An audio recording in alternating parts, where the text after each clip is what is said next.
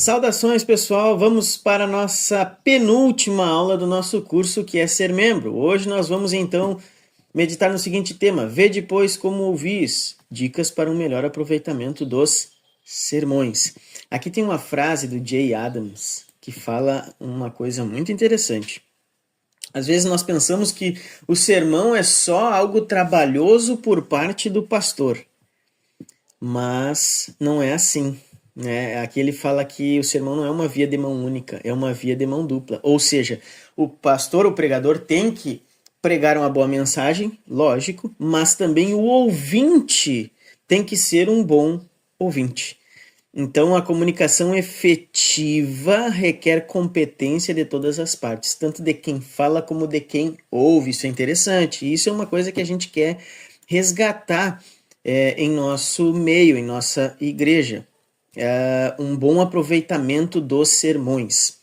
Olha o que diz esse documento antigo da nossa tradição teológica, o Catecismo Maior de Westminster. E aí, numa das suas perguntas, ele diz assim, ó, que se exige dos que ouvem a palavra de Deus pregada? Gente, olha isso aqui, ó. Exige-se dos que ouvem a palavra de Deus pregada que atendam a ela com diligência, preparação, e aí nós temos versículos respaldando essas afirmações, né? Oração, que comparem com as escrituras. Isso é muito importante. A pessoa que pregou a mensagem, a pessoa que entregou a sua mensagem, nós temos que verificar se essa mensagem está de acordo com a doutrina das escrituras. Eu creio que se a igreja fizesse isso hoje, nós não teríamos tantos falsos mestres e falsos ensinos em nossas igrejas, tá? Então tem que comparar aquilo que ouve com as escrituras, que recebam a verdade com fé, amor, mansidão, prontidão de espírito, como palavra de Deus, né? Como se a boca de Deus estivesse falando ao nosso ouvido, ao nosso coração, com meditação, conversar a respeito uns com os outros da palavra, que a escondam nos seus corações, produzam frutos devidos no seu procedimento. Então, nós temos uma grande missão ao escutar um sermão. Antes da pregação, o que deve ser feito? Prepare você e sua família com oração. Gente, nós costumamos falar, às vezes a gente faz a seguinte analogia, todos nós devemos nos alimentar individualmente na nossa vida espiritual, individual, vamos dizer assim, né? No secreto, né? Como a gente fala. Nós devemos nos alimentar de Deus durante a semana, né? Mas no culto é como se nós todos nos juntássemos para compartilharmos a nossa caminhada com Jesus, né?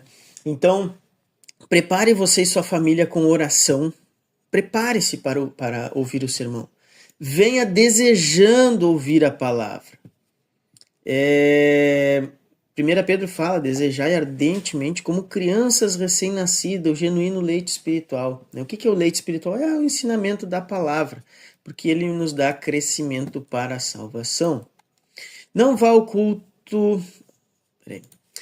vá para o culto com um coração despreparado. Vá descansado e focado. Pense sobre este momento tão importante.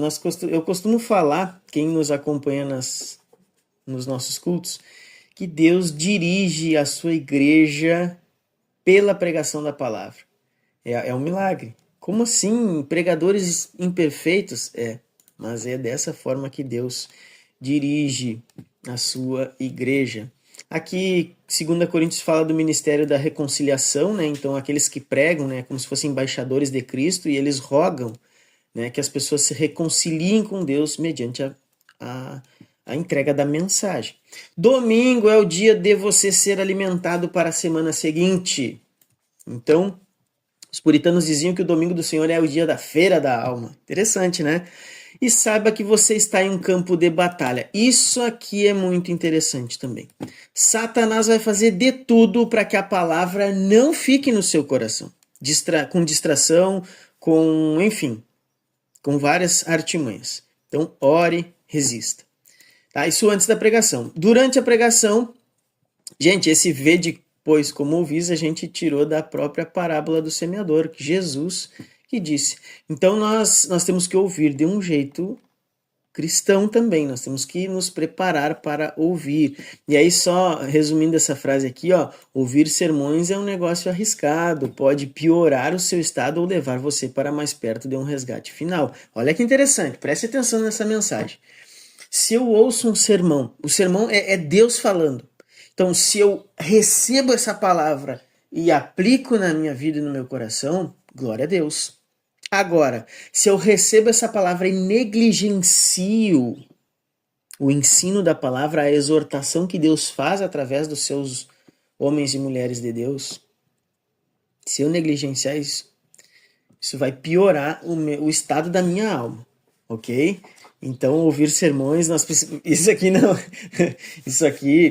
não é um desencorajamento, pelo contrário, é um encorajamento à seriedade do que é ouvir um sermão, uma mensagem, uma pregação, ok? Ouça com sensibilidade, né? Que lembrando, durante a pregação, ouça com sensibilidade. E aí lembra da parábola lá do semeador? Tem o ouvinte superficial, tem aquele que se impressiona fácil, mas resistente. Tem o distraído, mas tem aquele que compreende e dá frutos. Então, na parábola do semeador, Jesus está falando exatamente da entrega do ensinamento da palavra feita pelo homem de Deus, ou pela mulher de Deus. E aí, quem ouve, existem 4 ouvintes, né? Segundo a parábola do semeador. Isso é muito interessante, isso fala de batalha espiritual, né, gente? Isso fala da importância, né, de nós ouvirmos a palavra e frutificarmos, né, e não ficar à beira do caminho e não deixar a semente cair num terreno pedregoso, né? Como que acontece isso? Quando eu não oro, quando eu não escuto a palavra, não sou um bom ouvinte da palavra. Então, ser um bom ouvinte exige ouvir com sensibilidade. Ouça com atenção a palavra pregada.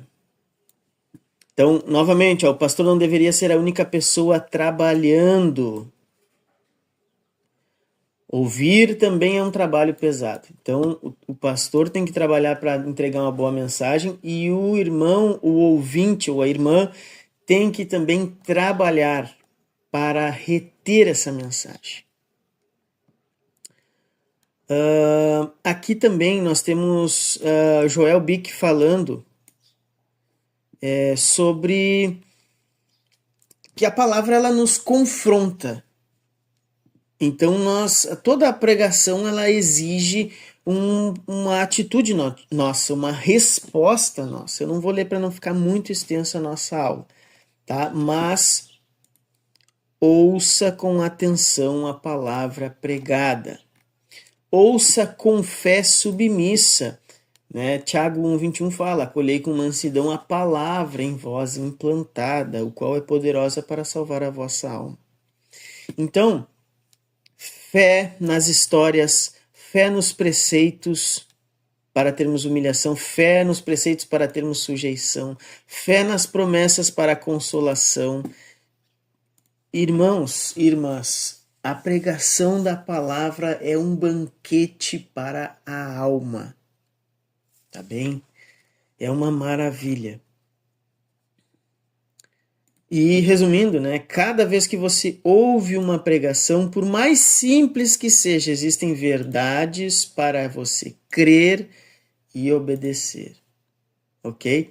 Toda pregação ela vai fazer você refletir e ela vai te encorajar a buscar a Deus, a andar no caminho do Senhor. Mais uma dica, né, de como ouvir a palavra. Ouvir com humildade e autoexame. Então, quando você vai ao médico, você presta atenção a tudo que ele diz. E quando Deus, o médico espiritual, dá direções divinas à sua alma, não deveria você prestar mais atenção ainda? Então, olha só, nós vamos ao médico, o médico nos escuta e dá o diagnóstico. E depois dá dar o remédio, né? O procedimento ali para curar a nossa enfermidade. A mesma coisa é um sermão. Deus nos acolhe, nos recebe, vinde a mim como tu estás. Então nós somos acolhidos por Jesus da maneira que a gente chega na igreja. Mas aí Jesus te dá um diagnóstico, a palavra é pregada, quando ela é pregada corretamente e fielmente, é um diagnóstico da nossa realidade espiritual, e Jesus dá sempre o caminho que nós devemos trilhar. Da mesma maneira como um médico faz isso para o seu paciente. Então devemos prestar atenção nos remédios que Jesus tem para nós. Amém?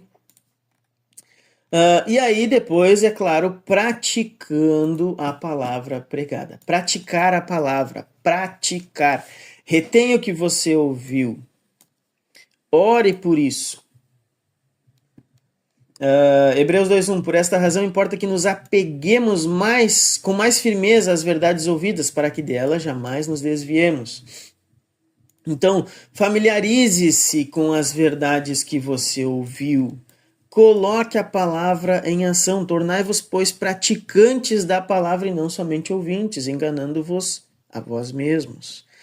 Um sermão não termina quando o ministro diz amém. Ao invés disso, é aí que o verdadeiro sermão começa. O que isso quer dizer? Quando termina o sermão lá e a gente diz amém, é a hora de pegar aquele sermão, colocar no coração e praticar na nossa vida diária. E aí sim, né, nós dizemos que o sermão está sendo, né, começado, iniciado. Ok? Então, isso aqui é interessante. Pergunte-se como você pode pôr em prática o sermão. Converse com pessoas mais maduras sobre a vida cristã. Agradeça a Deus pelas pregações que você tem ouvido. Peça ajuda ao Espírito Santo para aplicar a sua vida. Não basta ir à igreja, você deve ouvir os sermões com atenção e viver de acordo com a palavra. Olha só, uma frase bem impactante de Thomas Watson. Terrível é a situação dos que vão carregados de sermões para o inferno. Dura, né? Dura essa palavra.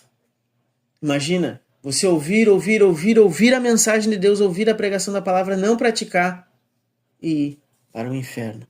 Triste realidade daqueles que ouvem a palavra e não praticam. Por isso nós queremos encorajar toda a nossa comunidade a praticar, a ouvir os sermões e praticar os sermões. Ouvir, aproveitar o sermão e aplicá-lo na sua vida. E Salmo 95, né? Ele é o nosso Deus e nós o povo do seu pasto e ovelhas de sua mão. Hoje, aqui, gente, esse salmo, eu amo esse salmo aqui. Ele é exatamente num contexto de culto. E olha o que ele diz, ó. Hoje, se ouvirdes a sua voz, não endureçais o coração. Esse Salmo 95, Calvino usava ele para a abertura. Muitas vezes Calvino usou esse salmo para abrir cultos em Genebra. E ele fala exatamente da congregação, do povo de Deus se congregando para ouvir a voz de Deus. E a advertência, não endurecer o coração. Que Deus abençoe a tua vida, que Deus possa trazer ensinamentos ao teu coração e possamos aproveitar os sermões na nossa caminhada cristã. Deus abençoe.